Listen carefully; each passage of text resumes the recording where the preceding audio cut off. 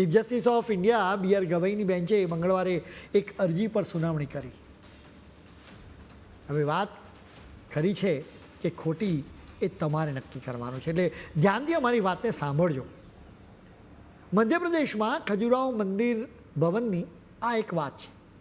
તમને કદાચ ખ્યાલ હશે કે યુનેસ્કોએ એને વર્લ્ડ હેરિટેજ સાઇટનો દરજ્જો પણ આપ્યો છે. આ સાઇટમાં એક ઝવેરી મંદિર છે જ્યાં ભગવાન વિષ્ણુની 7 ફૂટ ઊંચી મૂર્તિ છે. આ મૂર્તિને લઈને સુપ્રીમ કોર્ટમાં એક અરજી કરવામાં આવી. આ અરજીમાં માંગણી કરવામાં આવી છે કે આ મૂર્તિને નવેસરથી બનાવીને ફરી એની પ્રાણ પ્રતિષ્ઠા કરાવવા માટે આદેશ આપવામાં આવે, કેમ કે મૂર્તિને ઘણું નુકસાન થયું છે. રાકેશ દલાલ નામની એક વ્યક્તિએ આમ તો અરજી કરી હતી. સુપ્રીમ કોર્ટે આ અરજીને ફગાવી દીધી. આપણા દેશમાં અદાલત પોતાની મનસૂબી પ્રમાણે આદેશો આપતી આવી છે, એનો કશો જ વાંધો નથી. હરી ઈચ્છા વલી હશે, એટલે કે જેવી ભગવાન વિષ્ણુની ઈચ્છા.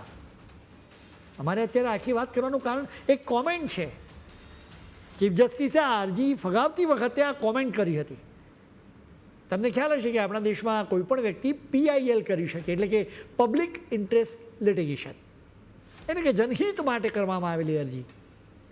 ચીફ જસ્ટિસે PILને અલગ જ સ્વરૂપમાં બતાવી.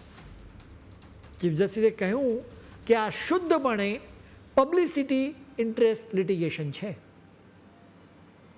જાઓ અને તમારા ભગવાનને કહી દો, તમારી જાતે જ કંઈક કરો.